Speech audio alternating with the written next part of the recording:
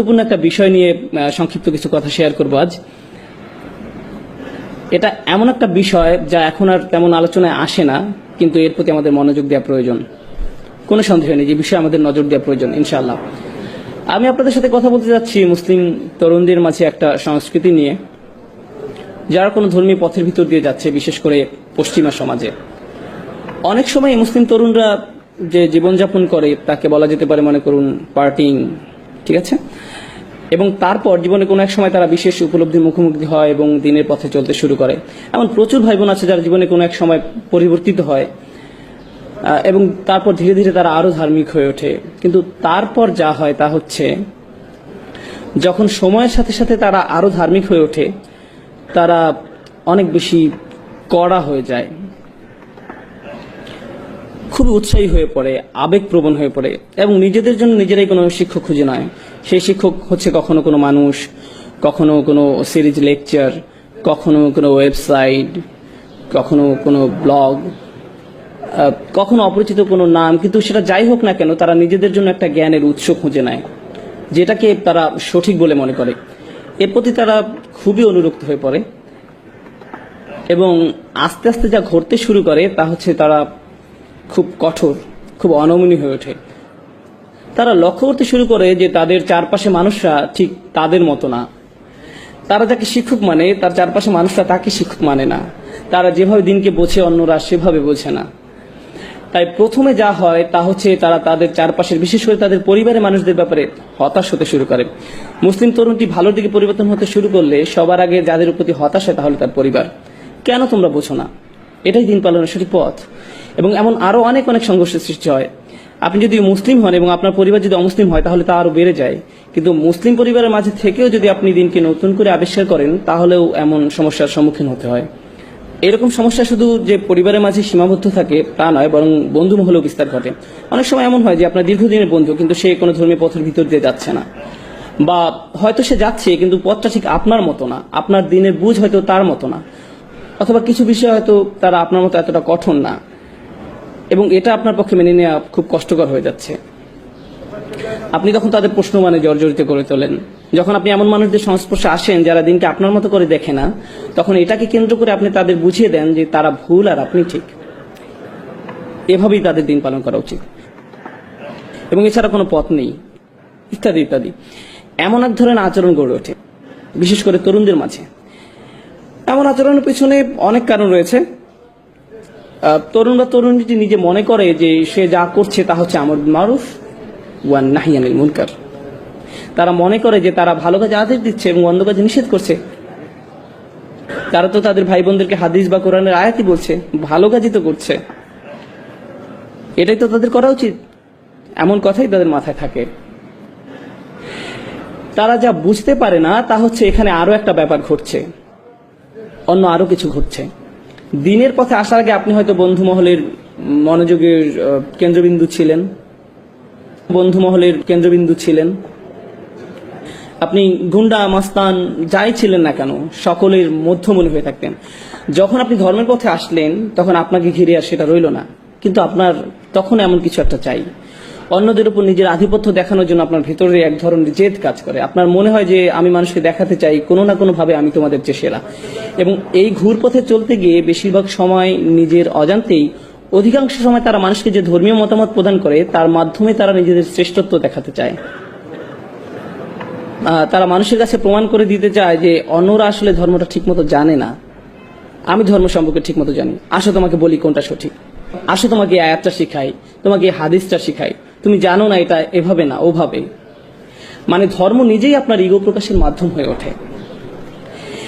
এমন ঘটনা খুবই দুঃখজনক, কারণ ধর্ম নাজিল হয়েছিল যেন আমরা নিজেদের বিনয়ী করে তুলি, কিন্তু এখন আমরা সেই একই ধর্ম ব্যবহার করছি নিজেদের অহংকার প্রকাশ করতে, দাম্ভিকতা প্রকাশ করতে। তবে এটা এমন নয় যে শুধু আমাদের তরুণদের মাঝেই ঘটে থাকে, বরং বড়দের মাঝেও হয়। আপনারা ইবলিসের কথা জানেন। সে কিসে আল্লাহর অবাধ্য হয়েছিল?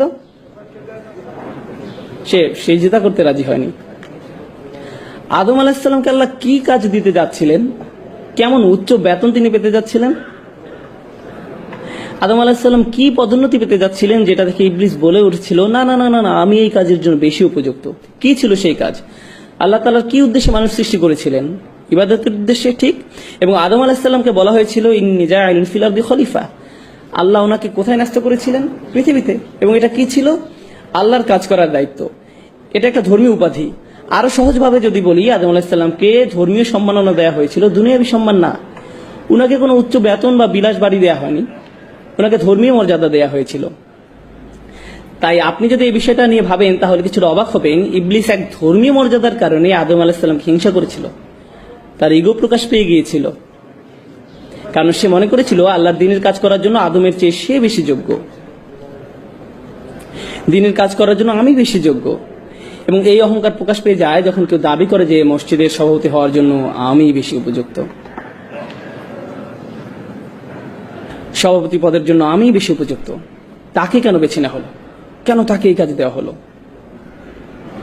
কেন আমাকে নেওয়া হলো না? এটা একটা ধর্মীয় কাজ। সভাপতি হলে আপনাকে টাকা দেওয়া হবে না, মসজিদ পরিচালনার জন্য তো আপনাকে নতুন গাড়ি দেওয়া হবে না। কিন্তু তারপরও আমেরিকা জুড়ে আমরা দেখতে পাই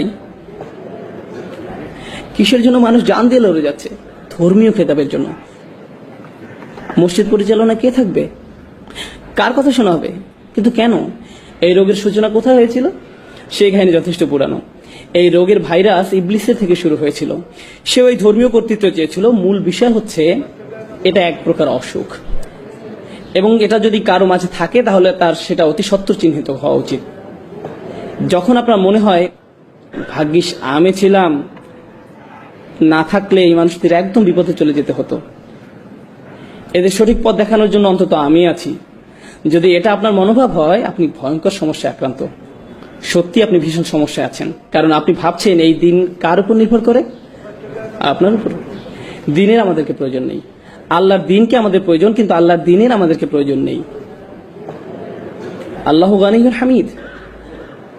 আল্লাহ সুবহানাহু ওয়া তাআলা সমস্ত প্রয়োজন থেকে মুক্ত, তার আমাদেরকে প্রয়োজন নেই। আমাদের নিজেদের আরো বিনয় হওয়া দরকার। আমি এতক্ষণ ধর্মীয় দৃষ্টিকোণ থেকে ইগোর কথা বলছিলাম, কিন্তু পরিবারের মাঝেও দেখা যায় যে আমরা বলছি আমি মারা গেলে এই পরিবার দেখাশোনা কে করবে, কে বিল পরিশোধ করবে, আমি না করলে কে এসব করবে, এমন ভাবনা আপনার মনে আসে, ঠিক। কিন্তু আপনারা জানেন আমাদের মৃত্যু কবে হবে সেটা নির্ধারণ করা আছে।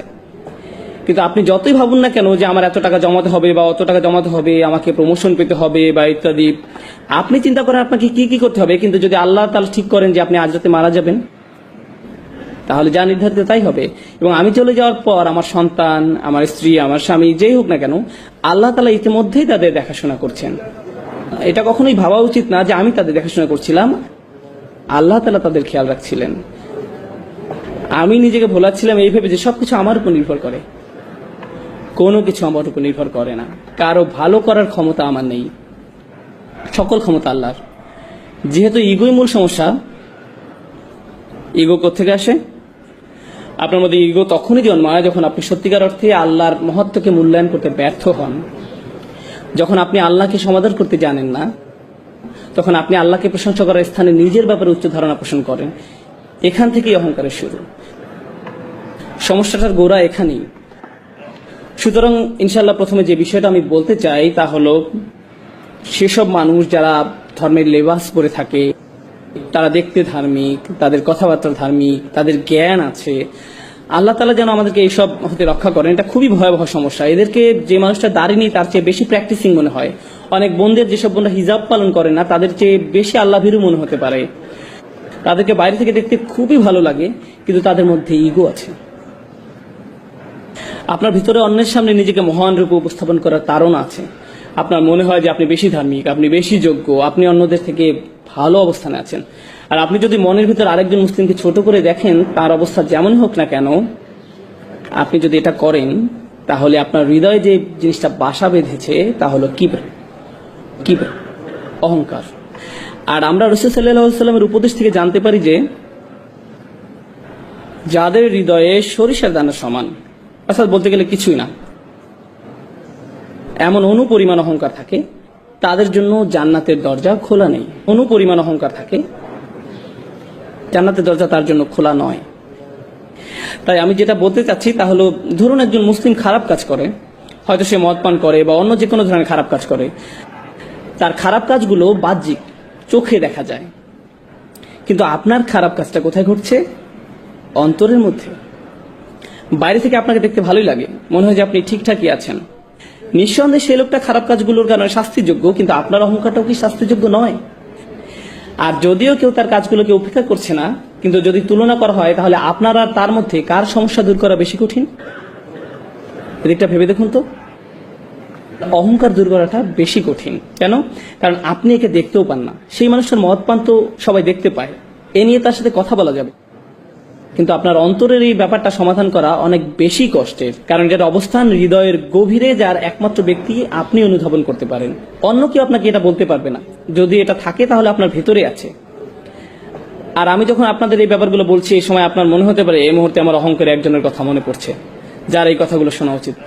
অন্য কারো ব্যাপারে চিন্তা করবেন না, তাহলে স্বয়ং আপনার মধ্যেই অহংকারের চিহ্ন আছে। কার কথা আপনার মনে আসা উচিত? আপনার নিজের কথা। ধর্মের নসিহতগুলো সর্বপ্রথম নিজের জন্য প্রযোজ্য, অন্যের জন্য নয়। সর্বপ্রথম কার জন্য প্রযোজ্য? নিজের জন্য। আমরা এতই অন্ধ হয়ে গেছি যে আমরা ভাবি কোরআনের আয়াতগুলো, রাসূল সাল্লাল্লাহু আলাইহি ওয়াসাল্লামের হাদিস বা উপদেশগুলো সব অন্যদের জন্য, নিজের জন্য না। কোনো কিছু শোনার সাথে সাথে অন্যকে বলার জন্য আপনি পেরেশান হয়ে যান। সেগুলো প্রথমে কার মানার কথা ছিল? কার সেগুলো প্রথমে অনুসরণ করার দরকার ছিল? আপনার নিজের। এই ব্যাপারটা আমাদের অবশ্যই মনে রাখতে হবে। আল্লাহর দ্বীনের ক্ষেত্রে আমরা অনেক বেশি স্বার্থপর, আমরা আত্মকেন্দ্রিক, আমরা ধান্দাবাজ হয়ে পড়ি। এই ব্যাপারটা আমাদের অবশ্যই মনে রাখতে হবে। যখন একজন স্বামী স্ত্রীর দায়িত্ব কর্তব্য সম্পর্কে কোনো হাদিস শোনে, তখন সে কি করে? সে তার স্ত্রীকে যেয়ে বলে, এই জানো আজ কি শুনেছি, মনে রেখো। এমনকি পিতামাতাও তাদের সন্তানদের সাথে কোন একটা শোনায়, অবিল ওয়ালিদাইনি ইহসানা, তোমার পিতামাতার সাথে সৎ ব্যবহার করো। এটাকে আত্মসেবা হয়ে যায় না? আমরা কি এখানে নিজের সেবা করতে এসেছি নাকি আল্লাহর দ্বীন পালন করতে এসেছি? এটা পুরো দৃষ্টিভঙ্গি বদলে দেয়। এটা সম্পূর্ণ ভিন্ন দৃষ্টিভঙ্গি। তো এটি প্রথম সমস্যা যা আমি আপনাদের সামনে তুলে ধরতে চেয়েছিলাম। ইগো, যা কেবল আপনি উপলব্ধি করতে পারেন, আর কেউ আপনার জন্য তা করতে পারবে না। যদি আপনার অন্তরের মধ্যে ইগো থাকে, তাহলে বাইরে থেকে যতই ভালো দেখাক না কেন, তার কি মূল্য থাকবে? কারণ আপনার হৃদয়টাই সুস্থ নেই।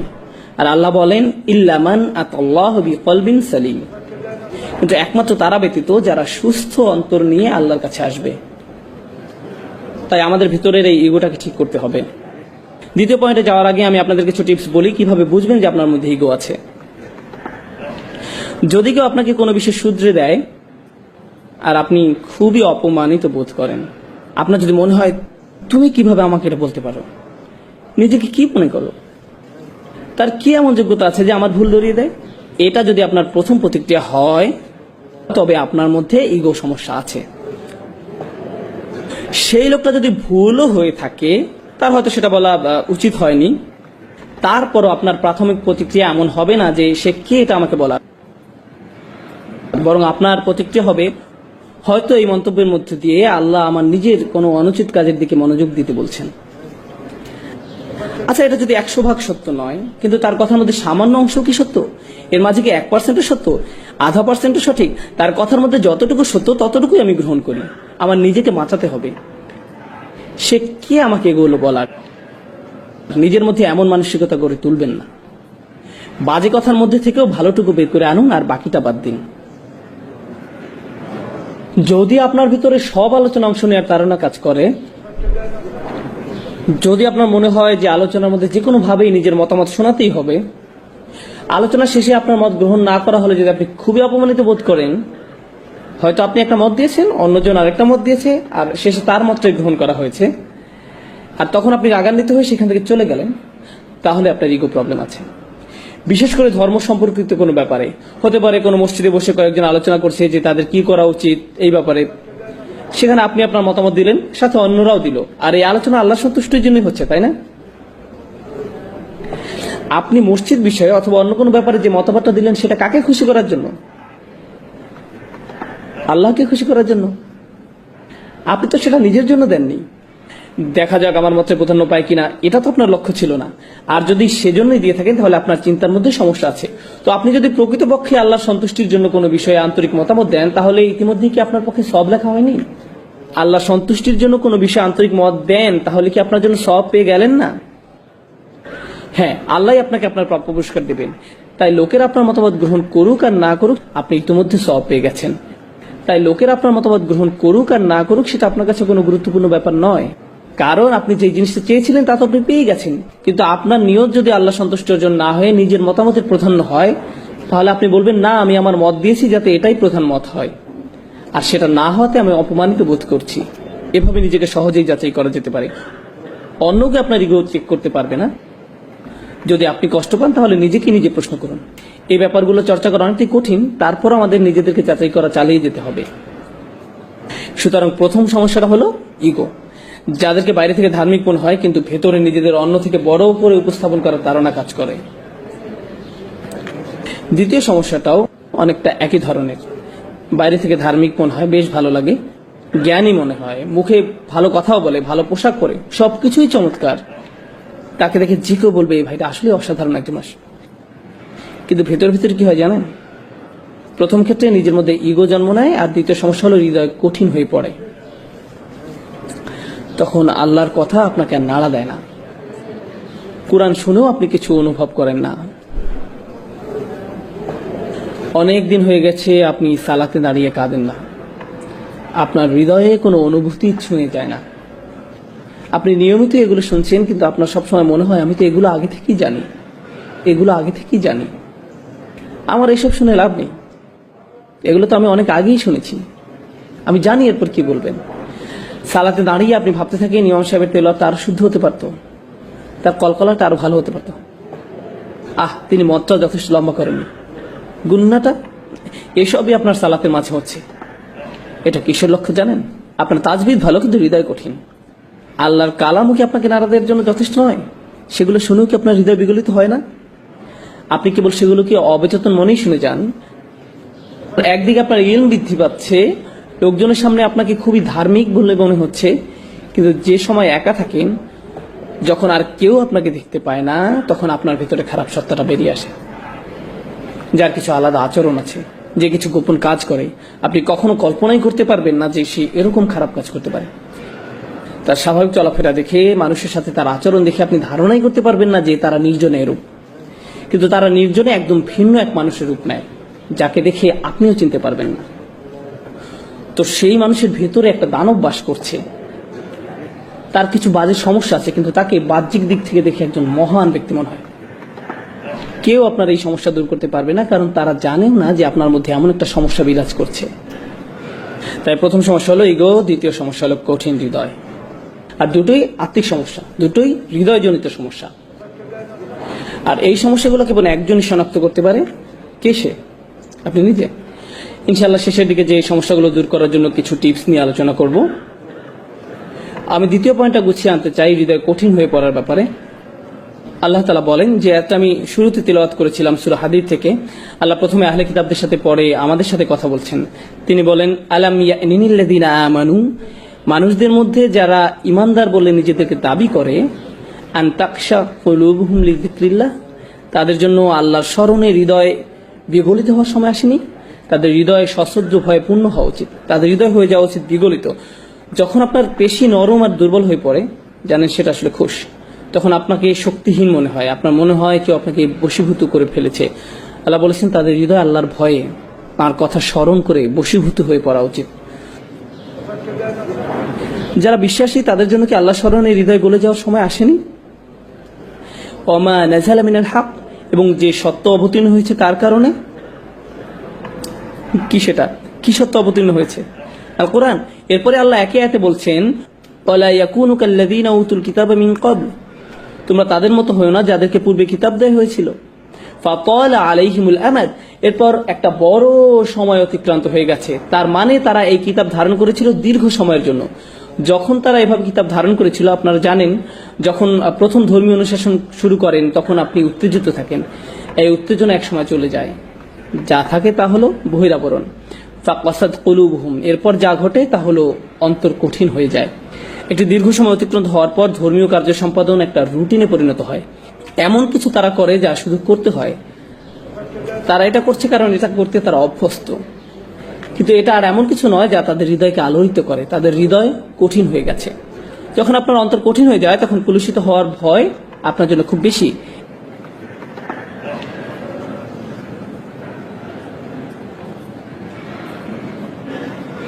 এজন্য আয়াতে বলা হয়েছে ওয়াকাসিরুম মিনহুম ফাসিকুন, তাদের অধিকাংশই পাপাচারী, তাদের বড় একটা সংখ্যা হলো খারাপ। আয়াতটি শেষ হয়েছে আহলে কিতাবদের দিয়ে, কিন্তু কি দিয়ে শুরু হয়েছিল? আলাম ইয়ানিল্লাযীনা আমানু। আলোচনাটি আসলে তাদের নিয়ে যারা বিশ্বাস স্থাপন করেছে, আর কিভাবে তাদের অন্তর কঠিন হয়ে গেছে। আর এটা যদি আপনার ভিতরে অনুভব করতে পারেন, কেউ আপনাকে বলে দিতে পারবে না, এটা কেউ আপনাকে বলে দিতে পারবে না। আমি আবার বলছি, আপনার জন্য এটা অনুমান করতে পারবে না। একমাত্র যে এটা ধরতে পারবে সে ব্যক্তি হলো আপনি নিজে, অন্য কেউ নয়। আপনি আল্লাহর সামনে কতটুকু বিনয়ী, আপনি অন্যদের সামনে কতটুকু বিনয়ী, এই বিষয়টা আপনাকে বলে দিতে পারবো না, আমি আপনাকে বলে দিতে পারবো না, একমাত্র আপনিই বলতে পারবেন। আপনি যদি কখনো হতাশা ভোগেন, আপনি বুঝতে পারবেন যে আপনার অন্তর আসলে কঠিন হয়ে গেছে, আর আপনি নিজে এই সমস্যাটা আপনার মধ্যে বাড়তে দিয়েছেন।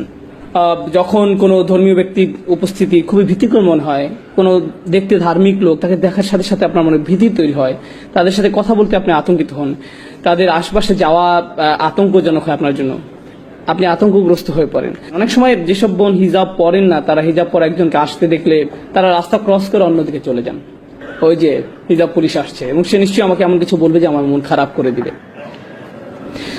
এখন একদিকে এটা ভয়ের কারণ, অন্যদিকে কখনো এটা সত্যি।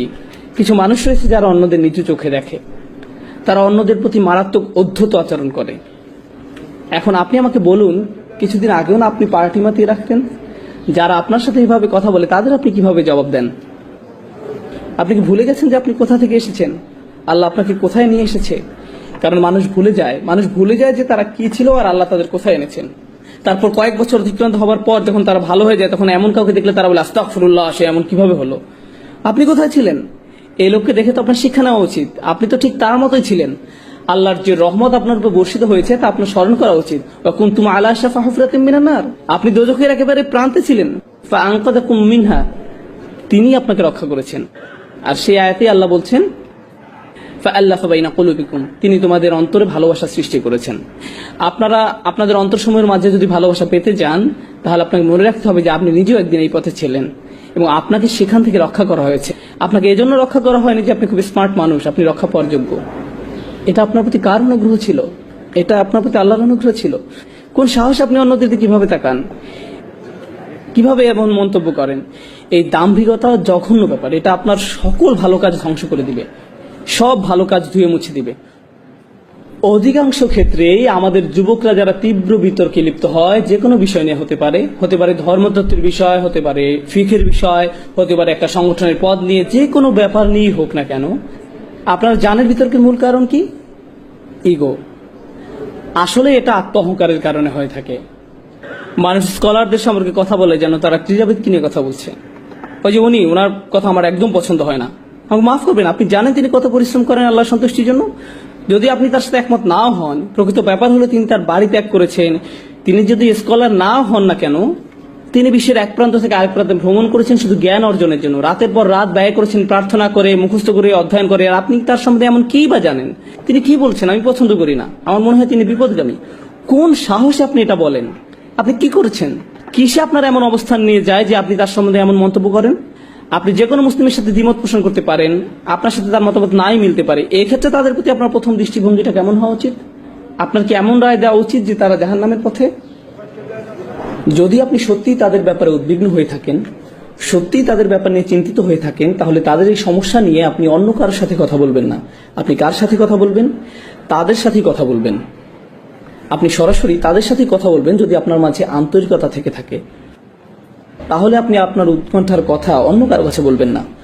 অন্যথায় আপনার মাঝে আন্তরিকতার অভাব পরিলক্ষিত হয়। এর ফলে বোঝা যায় যে আপনার মাঝে ইগো আছে। আপনার নিজ দলের প্রতি আপনি পক্ষপাতিত্ব দেখাচ্ছেন, নিজ মতের পক্ষে দাঁড়িয়েছেন, বা অন্য সম্পর্কে আপনি যা তা বলছেন। এটা অপরিপক্ক, এটা দাম্ভিকতা, আত্মহংকারমূলক। এটা তাই যদি আমাদের অবস্থা এই পর্যায়ে এসে পৌঁছে, তাহলে আমাদের মধ্যে প্রতিষেধক প্রয়োজন। সর্বপ্রথম প্রতিষেধক হলো আশা হারিয়ে যায়নি। সুবহানাল্লাহ। পরবর্তী আয়াতে আল্লাহ চমৎকার করে বলছেন, ইয়ালামু, তোমরা জেনে রাখো, আন্নাল্লাহা ইউহয়িল আরদা বা'দা মাউতিহা, অবশ্যই আল্লাহ ভূভাগকে তার মৃত্যুর পর পুনরুজ্জীবিত করেন। পূর্ববর্তী আয়াতে আল্লাহ অন্তরসমূহ সম্পর্কে কথা বলেছিলেন, আর এখন তিনি কি বিষয়ে কথা বলছেন? ভূপৃষ্ঠকে জীবন দেওয়া সম্পর্কে। আল্লাহ আপনাদের বলছেন যে যেভাবে আল্লাহ পৃথিবী পৃষ্ঠকে জীবন দান করতে পারেন মৃত্যুর পরে, ঠিক সেভাবে আল্লাহ আপনার অন্তরকেও জীবন দান করতে পারেন। আপনার অন্তর পুনরায় কোমল হতে পারে। আমরা অলৌকিক নিদর্শনাবলী প্রকাশ করেছি যাতে তোমরা বুঝতে পারো। বুঝতে পেরেছেন? আপনার জন্য আশা রয়েছে, আপনি আপনার অন্তরকে পরিষ্কার করে নিতে পারেন, এটা সম্ভব। আল্লাহ যদি শুষ্ক জমিনে প্রাণের সঞ্চার করতে পারেন, তিনি আপনার অন্তরকেও পুনরায় জীবিত করতে পারেন। এখন চিকিৎসার ব্যাপারে আলোচনা করা যাক। এই চিকিৎসা কি? আপনি আপনার ইগো সমস্যার সমাধান কিভাবে করবেন? প্রথম যে বড় বিষয়টি আপনার অন্তর পরিষ্কার করতে সহায়তা করবে তা হলো আল্লাহর স্মরণ। প্রথমে এই বিষয়টি আপনাকে আয়ত্ত করতে হবে। কত ঘন ঘন আপনি আল্লাহকে স্মরণ করেন। আল্লাহকে স্মরণ করা মানে শুধু এইসব কথা বলা নয় যে সুবহানাল্লাহ, আলহামদুলিল্লাহ, আল্লাহু আকবার, লা ইলাহা ইল্লাল্লাহ, এগুলো উচ্চারণ করাই নয়। নিশ্চয়ই এগুলো খুবই গুরুত্বপূর্ণ জিকির যা আমরা রাসূল সাল্লাল্লাহু আলাইহি ওয়াসাল্লামের সুন্নাহ থেকে জানতে পারি। কিন্তু এই জিকিরগুলো যদি চিন্তাহীন হয়, আপনি যদি এগুলোর অর্থ বা মহত্ব না বুঝেন, এগুলো নিয়ে চিন্তা ভাবনা না করেন, তাহলে এটা জিকির নয়। এতে শুধুমাত্র মুখস্থটা আরেকবার রিভিশন দেওয়া হয়। আলহামদুলিল্লাহ অর্থ হলো সকল কৃতিত্ব, সুনাম, প্রশংসা আল্লাহর জন্য। আল্লাহকে সবকিছুর জন্য প্রশংসা করতে হবে এবং ধন্যবাদ দিতে হবে। ধরুন কখনো আপনার একটা খারাপ দিন গেল, আপনি কি বলবেন? আলহামদুলিল্লাহ। আমি শুধু আল্লাহকে ধন্যবাদ দিই না, তার প্রশংসাও করি। যাই এখন ঘটছে তা অবশ্যই ভালো এবং এটা এত ভালো যে আমি এর জন্য তার কৃতজ্ঞতা প্রকাশ করি। আর আমি শুধু তার কৃতজ্ঞতা প্রকাশ করি না, আমি তার প্রশংসাও করি। কি দারুণ কাজ তিনি করেছেন। আপনি সমস্যায় পড়া সত্ত্বেও বলেন আলহামদুলিল্লাহ। যখন আপনি এর অর্থ বুঝে বলবেন, তখন এটা অন্য কিছু। এখন আপনি আসলেই আল্লাহকে স্মরণ করছেন। আল্লাহর এই প্রশংসা, আল্লাহকে কৃতিত্ব দিয়ে আপনাকে আপনার নিজ সম্পর্কে শিক্ষা দেয়। কি শিক্ষা দেয়? যখনই কোনো ভালো কাজ আপনি মনে করেন যে আপনি করেছেন, আপনার কি করা উচিত? আলহামদুলিল্লাহ বলা উচিত। আপনি আসলে কাকেই কাজের কৃতিত্ব দিচ্ছেন? আল্লাহকে। আপনি কোনো বক্তব্য দেওয়ার পর হয়তো কেউ এসে আপনাকে বলল, ভাই দারুণ বক্তব্য দিলেন, আপনি হেসে বলেন আলহামদুলিল্লাহ, আমি জানি ভালো হয়েছে। তাহলে এই আলহামদুলিল্লাহ আসলে আলহামদুলিল্লাহ নয়। এভাবে বলার মাধ্যমে আপনি আপনার নিজের প্রশংসাই করলেন। প্রশংসা পেলে কিভাবে অস্বস্তিতে পড়তে হয় আপনাকে তা শিখতে হবে। প্রশংসা আপনার মাঝে যেন বিনয় নিয়ে আসে। আল্লাহকে কৃতিত্ব দেওয়ার ক্ষেত্রে আপনাকে দ্রুত হতে হবে এবং একই সাথে নিজেকে বিনম্র করতে হবে। ভাই আপনি জানেন না, আপনার এভাবে বলা ঠিক নয়। আমি আসলে কিরকম তা আমি জানি না, আল্লাহ জানেন, শুধুই আল্লাহ জানেন। আপনার প্রশংসা আমার দরকার নেই, আমার দরকার আপনার দোয়া। আমি চাই না আপনি প্রশংসা করুন। পুরো আমি খুবই ভালো এটা আপনি আমাকে বলার দরকার নেই, না আমি আপনার কাছ থেকে এটা শুনতেও চাই না। এটা আসলে আমাকে সাহায্য করে না, এটা আমার ক্ষতি করে। কারণ কেউ যখন আমার প্রশংসা করে, তখন এটা আমার মাঝে কি জাগিয়ে তোলে? আমার ইগো। আর এটা মানুষের জীবনের সবচেয়ে ভয়ঙ্কর সমস্যা। তাই কেউ অন্য কারো প্রশংসা করার মাধ্যমে তার উপকার করছে না। আর নম্রতা সম্পর্কে যে বিষয়টি আমি আপনাদের সাথে শেয়ার করতে চাই, সেটা হলো যখন কেউ আপনাকে বাজে কথা বলে বা আপনাকে অপমান করে, এটা আসলে আপনাকে বিনয়ী করতে সাহায্য করে। তারা হয়তো আপনার প্রতি একটা অনুগ্রহ করলো, তারা মনে করতে পারে যে তারা আপনাকে ছোট করতে পেরেছে, কিন্তু এটা হয়তো আল্লাহর তরফ থেকে আপনার জন্য একটা মেসেজ বা একটা উপহার। এর মাধ্যমে আল্লাহ আপনাকে নম্রতা উপহার দিলেন। এই জন্য ইবনে তাইমিয়া রাহমাতুল্লাহ আলাইহি বলতেন, যখন কেউ আমাকে কষ্ট দেয়, আমি মনে করি এটা আল্লাহর পক্ষ থেকে উপহার। তিনি আমাকে নম্রতা শিক্ষা দিচ্ছেন। সুবহানাল্লাহ। এটা একটা ব্যতিক্রম উদাহরণ। এরপর মানুষের উপকার করা শিখুন, শুধুমাত্র আল্লাহর সন্তুষ্টির জন্য। অনেক সময় কেউ কেউ সাধ্যের অতিরিক্ত করে ফেলে। ধার্মিকদের প্রতি এটাই আমার শেষ বক্তব্য, বিশেষ করে তরুণদের জন্য। তারা অনেক কর্মকাণ্ডে অংশ নেয়, তারা সংগঠনে অংশ নেয়, তারা দলে যোগদান করে, তারা মসজিদে যোগদান করে, তারা বিভিন্ন অনুষ্ঠানে যায়, তারা সবসময় কর্মঠ থাকে, তারা ডান বাম করতেই থাকে। এরপর কি ঘটে জানে? তারা ইচ্ছা শক্তি হারিয়ে ফেলে, তারা পুরোপুরি ক্লান্ত হয়ে যায়। যখন তারা পুরোপুরি ক্লান্ত হয়ে যায়, এরপর তারা কখনোই আগের অবস্থায় ফিরে আসতে পারেন। ভারসাম্য রাখুন, ধীরে ধীরে অগ্রসর হন।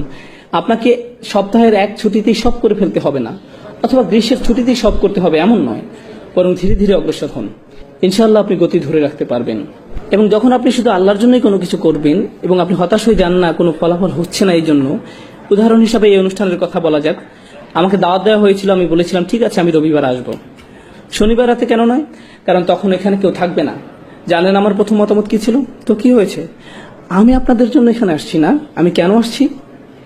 আর বড় কোনো কারণ আছে। আপনারা আমাকে কিছু দিচ্ছেন না, কে দিচ্ছেন?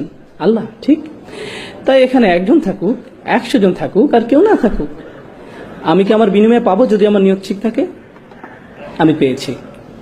যদি আমার নিয়ত ঠিক থেকে থাকে। আপনি কেন এখানে এসেছেন? কারণ আপনার বন্ধু আপনাকে আসতে বলেছে, কারণ আপনাকে আসতে জোর করা হয়েছে, কারণ আপনার গাড়ি এখনো ছাড়ছে না তাই আপনি এখানে আটকে গেছেন, এই জন্য, তাহলে আপনি কিছু অর্জন করতে পারলেন না। কিন্তু আপনার যদি এখানে আসার কারণ থাকে এরকম যে আজ রাতে আমি আল্লাহকে স্মরণ করব, আমি আল্লাহর আরো নিকটবর্তী হব, এমনকি যখন কিছু হচ্ছে না আপনি সেটার অপেক্ষায় আছেন, এই অপেক্ষার সময়টাও আপনার পক্ষে পুণ্য লেখা হচ্ছে। দৃষ্টিভঙ্গির পরিবর্তন করুন, নিয়তের পরিবর্তন করুন, ঠিক আছে? এটা আপনার জীবন ভর অনেক সাহায্য করবে। কারণ আপনি যখন কিছু করেন, যেমন প্রচারপত্র বিলি করছেন, মানুষকে প্রোগ্রামের দাওয়াত দিচ্ছেন, কিন্তু কেউ উপস্থিত হলো না, তখন আপনি মনে মনে বললেন কেউ কিছু শুনতে চায় না, কিন্তু আপনি হতাশ হয়ে পড়বেন না। কারণ কেন? কারণ আপনি প্রচারপত্র বিলি করেছিলেন কি জন্য? কেন আপনি দাওয়াত দিয়েছিলেন? কোথায়, কার কাছে আপনার প্রত্যাশা? আপনার কাজ চেষ্টা করা, ফলাফল তার কাছে। আপনি এই ফলাফলের দায়িত্ব নন। আপনি যখন এটাকে আন্তরিকভাবে মেনে নিতে পারবেন তখন জীবন অনেক সহজ হয়ে যাবে এবং আপনি নিজের প্রতি অনেক সন্তুষ্ট থাকবেন। আপনি হতাশ হয়ে পড়বেন না। কারণ সেখানে মাত্র অল্প কিছু মানুষ, তাদের সংখ্যা আরো বেশি হতে পারতো, হ্যাঁ সেখানে আরো মানুষ থাকতে পারতো, কিন্তু সেটি আল্লাহ হাতে। আমি কি আমার দায়িত্বটুকু পালন করেছি? আমি কি যথেষ্ট চেষ্টা করেছি? নিজেকে শুধু এটাই জিজ্ঞাসা করার আছে, এবং আমার চেষ্টা কি সত্যি আল্লাহর জন্য ছিল কিনা, নিজেকে শুধু এই প্রশ্নটি করার আছে। আমি এসব আলোচনা আনছি কারণ নিয়তে এমন কিছু নয় যে আপনি জীবনে একবার মাত্র করেন। জীবনে একবার আপনি ইচ্ছা পোষণ করেছিলেন যে আপনি আল্লাহ রাস্তায় কাজ করবেন এবং একজন ভালো মুসলিম হবেন। আপনি সেই ইচ্ছা পোষণ করেছিলেন, কিন্তু সেই ইচ্ছাতে মরিচা পড়তে পারে। ফলে আপনাকে বারবার নিয়ত ঠিক করতে হবে, আপনাকে বারবার নিয়ত ঠিক করতে হবে। আপনি জানেন সবাই ভাবছে আপনার ইচ্ছা অনেক শক্তিশালী, কারণ তারা শুধু আপনার বাইরেরটা দেখছে। তারা কি দেখে না? ভেতরেরটা। এবং যেহেতু তারা শুধু বাইরেরটা দেখে, তারা আপনাকে বলবেন আপনি খুবই ভালো একজন মানুষ, এবং আপনি তাদের বিশ্বাসও করা শুরু করবেন, যার ফলে আপনার সমস্যা থেকে আপনার জন্য আরো ভয়াবহ করে তুলছেন। প্রথম প্রতিকার হচ্ছে আল্লাহকে স্মরণ করা। দ্বিতীয় প্রতিকার হচ্ছে উত্তম সঙ্গী খোঁজা, এমন সহচর খোঁজা যারা আপনার চেয়ে উত্তম। তৃতীয় প্রতিকার হচ্ছে গুরুত্বপূর্ণ প্রতিকার, নিজের মুখ বন্ধ রাখতে শেখা। নিজের মুখ বন্ধ রাখতে শেখা। যদি আপনি খুব খারাপ কিছু দেখেন তাহলে একজন মুসলিমকে উপদেশ দেওয়ার নমনীয় পন্থা খুঁজে বের করুন। এভাবে ভাবুন, আমি তাদের যে কথাগুলো বলতে যাচ্ছি সেগুলো কি তাদের ধর্মের প্রতি আরো বিমুখ করে দিবে? অথবা আমার সৌহার্দ্যপূর্ণ নমনীয় পন্থা খুঁজে বের করা উচিত যা তাদেরকে ধীরে ধীরে ইসলামের মূল বিষয়ের সাথে আপোষ না করে দিনের পথে নিয়ে আসবে। হয়তো তাদের বন্ধুদের পরিবর্তনের মাধ্যমে, দৃশ্যপটের পরিবর্তনের মাধ্যমে, যদি তারা সামান্য একটু উপদেশ শুনতে পায়। আপনি প্রথমেই তাদের আচরণ পরিবর্তন করে চান না, আপনি প্রথমে কি পরিবর্তন করতে চান? তাদের অন্তর। যখন তাদের অন্তর পরিবর্তন হবে তখন ব্যবহার আপনা আপনি পরিবর্তিত হবে। বেশিরভাগ সময় আমরা মানুষের কিসের পিছে ছুটি? আমরা তাদের ব্যবহারের পিছনে ছুটি। আপনি মানুষের ব্যবহার পরিবর্তন করতে পারবেন না, আপনি তাদের শুধু স্মরণ করে দিতে পারবেন এবং আশা করতে পারেন আল্লাহ তাদের অন্তরকে পরিবর্তন করে দিন। আপনার দায়িত্ব স্মরণ করে দেওয়া। ফাদাক্কির। আল্লাহ রসুল মানুষদেরকে আল্লাহর সাথে শিরক করতে দেখেছেন, কুফরি করতে দেখেছেন, এবং আল্লাহ বছরের পর বছর তাকে বলেছেন ফাযাক্কির ইন্নাফাতিদ যিকরা, ফাযাক্কির ইন্নাফাতিদ যিকরা, স্মরণ করিয়ে দাও, স্মরণে উপকারিতা আছে। মহানবী সাল্লাল্লাহু আলাইহি সাল্লাম এই একই ধরনের খুব খারাপ মানুষদের কাছে 10 বছর দাওয়াত দিয়েছেন এবং আল্লাহ বলে গেছেন স্মরণ করিয়ে দাও, এতে কাজ হবে, স্মরণ করিয়ে দাও, এতে উপকার আছে। আপনি কাউকে স্মরণ করে দিলেন, এতে কোনো ফল পাওয়া যায় না। যখন আপনি বলেন আমি তাকে স্মরণ করে দিয়েছিলাম, সে পাত্তাই দেয়নি, তাকে স্মরণ করে দেওয়ার মাঝে কোনো উপকার নেই। নবী সাল্লাল্লাহু আলাইহি সাল্লামের জীবনে দেখুন তিনি কি পরিমাণ স্মরণ করে দিতেন, এবং আল্লাহ বলে যেতেন আপনি হয়তো উপকারিতা দেখতে পাচ্ছেন না, কিন্তু সেখানে উপকারিতা আছে। হ্যাঁ, উপকারিতা আছে। এবং আন্তরিকভাবে মনে করিয়ে দেয়া থেকে উপকারিতা প্রথম কে পাবে? সেই ব্যক্তি যে স্মরণ করিয়ে দেয়। কে প্রথম উপকৃত হচ্ছে? আপনি। কারণ আপনি স্বীকার করে নিয়েছেন যে শব্দগুলো আপনার মুখ থেকে বের হচ্ছে, কিন্তু প্রভাব কোথা থেকে আসবে? আল্লাহ তাআলার পক্ষ থেকে। এবং যদি আপনার কথায় কাজ না হয় তাহলে হয়তো কার মাঝে কিছু সমস্যা আছে, আপনার মাঝে। আপনার প্রথম প্রতিক্রিয়া এমন হওয়া উচিত নয় যে তার মাঝে কিছু সমস্যা আছে, সে আমার কথা শোনে না। এটি প্রথম প্রতিক্রিয়া হওয়া উচিত নয়। আপনি জানেন নবী সাল্লাল্লাহু আলাইহি সাল্লাম যখন মানুষকে উপদেশ দিতেন, দাওয়াত দিতেন, এবং তারা ওনার কথা শুনতো না, তখন ওনার মনে চিন্তা উকি দিত হয়তো আমি আমার দায়িত্ব ঠিকভাবে পালন করতে পারছি না, হয়তো আমি এই কথাগুলো আরো ভালোভাবে বলতে পারতাম। এবং তখন আল্লাহ তাআলা তাকে মনে করে দিতেন না না না, আপনি আপনার দায়িত্ব ঠিকভাবে পালন করেছেন, আপনার যা করার কথা আপনি তাই করেছেন, আপনি শুধু সতর্ক করে যান, আপনি শুধু সতর্ক করে যান, ফলাফল নিয়ে দুশ্চিন্তা করবেন না, আপনার যা করার কথা শুধু তা করে যান। এই লাইনগুলোর সাথে শেষ যে আয়াতটি আমার মাথায় এসেছে, আমার এটি আপনাদের সাথে শেয়ার করা উচিত, কারণ এটি এই ইস্যুর জন্য গুরুত্বপূর্ণ। ইনশাআল্লাহ দুটি আয়াত, একটি সূরা শুরা, সূরা নম্বর 42, এবং আরেকটি আয়াত যেখানে নবী সাল্লাল্লাহু আলাইহি সাল্লামকে উপদেশ দেওয়া হয়েছিল, সূরা আলে ইমরান। তার মানে দুটি আয়াত। সূরা শুরা, ওয়ামা তাফাররাকু ইল্লা মিন বাদি মা জাআহুমুল ইলম বাগয়াম বাইনাহুম, তাদের কাছে জ্ঞান আসার পরই তারা পারস্পরিক বিভেদের কারণে মতভেদ করেছে। যতক্ষণ তাদের কাছে জ্ঞান আসেনি ততক্ষণ তারা নিজেদের মাঝে মতভেদ করেনি। তার মানে কারা এখন মতপার্থক্য করছে? জ্ঞানী মানুষেরা। কিসে জ্ঞানী? বিজ্ঞান, পদার্থবিজ্ঞান, রসায়ন, জীববিজ্ঞান, কিসে তারা জ্ঞানী? ধর্মীয় জ্ঞানে, আসমানি কিতাবে জ্ঞানী, সুন্নতে জ্ঞানী। জ্ঞানী হওয়ার পর তারা কি করছে? মতবিরোধে পতিত হচ্ছে। কেন? আল্লাহ তাআলা বলে দিচ্ছেন বাগিয়াম বাইনাহুম, একজন আরেকজনের উপর কর্তৃত্ব করার জিদ থেকে। তাদের এরূপ জিদ থাকে এবং তারা নিজেদের সেরা মনে করতে চায়। এবং কি সেই হাতিয়ার যা তাদের সেরা ভাবায়? ধর্মীয় বিষয়ে জ্ঞান। তারা এই ধর্মীয় জ্ঞানকে এমন একটা মাধ্যম বানিয়ে ফেলে যা দ্বারা তারা নিজেদের গর্ববোধকে আরো বাড়িয়ে তোলে। কি ভয়ানক অপরাধ! এই আয়াতের শেষে আল্লাহ তাআলা বলছেন ওয়ালাউলা কালিমাতুন সাবাকাত মির রাব্বিকা ইলা আজালিম মুসাম্মা লাকুদিয়া বাইনাহুম। যদি আপনার পালনকর্তার পক্ষ থেকে নির্দিষ্ট সময় পর্যন্ত অবকাশের সিদ্ধান্ত না থাকতো তবে তাদের ফয়সালা হয়ে যেত, তাদেরকে শাস্তি দেয়া হতো, তাদেরকে তখনই শাস্তি প্রদান করা হতো। এটি খুবই গুরুতর অপরাধ। এটি খুবই গুরুতর অপরাধ যে তারা তাদের দিনকে মতবিরোধের হাতিয়ার হিসাবে ব্যবহার করছে এবং অহংকার ছাড়া আর অন্য কিছুই তাদের জ্ঞানকে একে অপরের সাথে মতবিরোধের হাতিয়ারে পরিণত করেনি।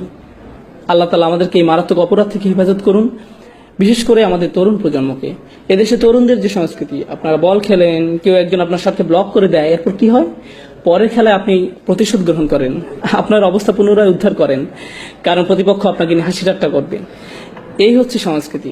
আমার বিরুদ্ধে তোমার এত সাহস কিভাবে হয়? এটি শুধুমাত্র খেলা নয়, এটি অহংকারের একটি পরীক্ষা। গাড়ি চালানো অবস্থায় কেউ একজন আপনাকে পেছনে ফেলে দিল, কি আপনাকে ক্রুদ্ধ করে দেবে?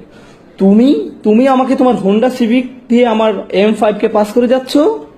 না না, আমি তোমাকে দেখে নিব, আমি তোমাকে আমার ক্ষমতা এক্ষুনি দেখিয়ে ছাড়বো, আমি গ্যাস প্যাডেল 4 পর্যন্ত চাপ দিয়ে তোমাকে দেখিয়ে দেব কিভাবে কি করতে হয়। এসব কিসের বহিঃপ্রকাশ? অহংকার। এই সমাজে প্রতিনিয়ত আমাদের জানানো হচ্ছে তোমরা অহংকার বৃদ্ধি করো। সবকিছু তোমাকে নিয়ে, যে গান লেখা হয় বা গাওয়া হয়, যেমন আমার চেইন, আমার হ্যাট, আমার জুতা, আমার মোজা, যেটাই হোক সবকিছুতে আমি আমি আমি। তুমি আমাকে ছুঁতে পারবে না, আমার দিকে তাকাতে পারবে না, আমার চোখের দিকে তাকাবে না, আমি তোমার এই করব, এরপর আমি এই করব। এসবের মানে কি? এসব কি তাৎপর্য বহন করে? অহংকার। নিজের মধ্যে অহংকার উস্কে দেয়, নিজের উপাসনা করা। এটা ঠিক তাই, আসলে এই ইগো আত্মপূজার দিকে ধাবিত করে। এবং এই দিন শুধুমাত্র তাদের জন্য একটি দিন যারা আল্লাহর সামনে নিজেকে নত করে দেয়। তার মানে এই আয়াতটি খুব খুব গুরুত্বপূর্ণ। সূরা আল ইমরান এর শেষ আয়াত। বিশেষ করে যারা নেতৃত্বস্থানীয় অবস্থানে আছেন, আপনাদের মাঝে যাদেরকে অন্যরা অনুসরণ করে, যারা জানে অথবা এমনকি ভাবে যে সে অন্যদের চেয়ে বেশি জানে, আল্লাহ রাসূল সাল্লাল্লাহু আলাইহি ওয়াসাল্লামকে বলছেন ফাবিমা রাহমাতিম মিনাল্লাহি লিনতা লাহুম ওয়া লাউ কুনতা ফাযযান গালিযাল কলব লানফাদ্দু মিন হাওলিক। আল্লাহর বিশেষ দয়া ও অনুগ্রহের কারণে আপনি নবী সাল্লাল্লাহু আলাইহি ওয়াসাল্লাম সাহাবীদের প্রতি কোমল। ওয়া লাউ কুনতা ফাযযান গালিযাল কলব, যদি আপনি তাদের প্রতি শক্ত হতেন, কঠোর হৃদয়ের হতেন, অনমনীয় হতেন, জিদ করতেন, এমনকি যদি তাদের সাথে কথা বলার সময় কিছু পরিমাণ কঠোরতা প্রদর্শন করতেন, লানফাদ্দু মিন হাওলিক, তারা আপনা থেকে দূরে সরে যেত। তারা কারা? সাহাবারা আপনার থেকে দূরে পালিয়ে যেত। আপনি কে? রাসূল সাল্লাল্লাহু আলাইহি ওয়াসাল্লাম। চিন্তা করতে পারেন, সাহাবারা রাসূল সাল্লাল্লাহু আলাইহি ওয়াসাল্লাম থেকে দূরে পালিয়ে যেত। আল্লাহ বলেননি আপনি যদি সত্যের পথে না ডাকেন তাহলে তারা পালিয়ে যাবে, আপনি যদি তাদের কোরআন শিক্ষা দেওয়া বন্ধ করে দেন তাহলে তারা পালিয়ে যাবে, আপনি যদি ওহী প্রকাশ না করেন তাহলে তারা পালিয়ে যাবে। রাসূল সাল্লাল্লাহু আলাইহি ওয়াসাল্লাম কি করলে তারা পালিয়ে যাবে? তিনি এখনো কোরআন শিক্ষা দিচ্ছেন, এখনো সত্যের সন্ধান দিচ্ছেন, সবকিছুই ঠিক আছে। শুধুমাত্র কি পরিবর্তনের কথা এই আয়াতে বলা হয়েছে? যা তাদেরকে দূরে সরিয়ে দিবে। যদি তিনি সাহাবীদের প্রতি কঠোর হন, কঠিন হন, এতটুকুই যথেষ্ট, তারা দূরে সরে যাবে। সুবহানাল্লাহ, কি দারুণ শিক্ষা আল্লাহ দিচ্ছেন। আল্লাহ কি দারুণ শিক্ষা রাসূল সাল্লাল্লাহু আলাইহি ওয়াসাল্লামকে দিচ্ছেন। সর্বোৎকৃষ্ট নেতার প্রতি যদি এই শিক্ষা হয়, তাহলে কি আপনার মনে হয় না যে এটি আমাদের জন্য বেশি প্রযোজ্য? এটি অবশ্যই প্রযোজ্য। যদি আপনি কোনো নেতৃস্থানীয় অবস্থানে থাকেন, যদি আপনাদেরকে হাত ওঠাতে বলি, হাত ওঠানোর দরকার নেই, কথার কথা, আমি যদি হাত দেখাতে বলতাম আপনারা কয়জন নেতৃস্থানীয় আছেন আপনি জানেন? আপনাদের প্রত্যেকের হাত ওঠানো উচিত। আপনারা প্রত্যেকেই নেতৃস্থানীয় লোক। আপনাদের সবার সে অবস্থান আছে যেখান থেকে আপনারা অন্য কাউকে উপদেশ দিতে পারেন, এবং এটি খুবই ভালো। কিন্তু আপনি কিভাবে উপদেশ দিবেন? বিশেষ করে যদি তারা মুসলিম হয়, তাদেরকে ধর্ম থেকে আরো দূরে সরিয়ে নিয়ে যাওয়ার পরিবর্তে আরো ধৈর্যশীল হন। আমি বলছি না কাউকে ভুল কিছু করতে দেখলে তা মেনে নিবেন। যদি হারাম কিছু করতে দেখেন তাহলে বলবেন দেখুন আমি জানি এটি হারাম, আমি আসলে আপনার জন্য উদ্বিগ্ন। এটি বিভিন্নভাবে বলা যায়। এই কাজটি করাতে দোজখে যাবে তুমি জানো, এটা একভাবে বলা। নিজের কাজের জন্য তোমার লজ্জিত হওয়া উচিত, এটা বলার একটা ধরন। ভাই আমি সত্যি তোমার জন্য উদ্বিগ্ন, সিরিয়াসলি তুমি জানো ওটা খারাপ, আর আমি তোমাকে ভালোবাসি, তুমি কেন এটা করছো? তোমার কোনো সাহায্য লাগবে? আসলে কেন বন্ধ করছো না? এটা বন্ধ করো, আসো এটা নিয়ে আলোচনা করি আন্তরিকতার সাথে। আন্তরিকতা এটা দেখানো যায় না, তবে প্রকাশ করা যায়। এতে প্রকাশ পায় আপনি আন্তরিক নাকি শুধু ওদের প্রতি আপনার মন্তব্য প্রকাশ করতে চান বা তাদের ছোট করতে চান। এখানে পার্থক্য আছে। আপনি মানুষের সাথে কিভাবে বলেন তার মধ্যে পার্থক্য আছে। আদিল্লাতিন আলাল মুমিনিন, তারা মুসলমানদের প্রতি বিনম্র আচরণ করে, কোরআনে এভাবে বলা আছে। কিন্তু আপনি কিভাবে জানবেন আপনি আন্তরিক কিনা? এই আয়াতে এটা বলা আছে। এরপরে আমরা শেষ করব, ফাআফু আনহুম ওয়াস্তাগফির লাহুম ওয়াশাওিরহুম ফিল আমর। কাজেই আপনি তাদের ক্ষমা করে দিন, তাদের জন্য মাগফিরাত কামনা করুন এবং কাজে কর্মে তাদের সাথে পরামর্শ করুন।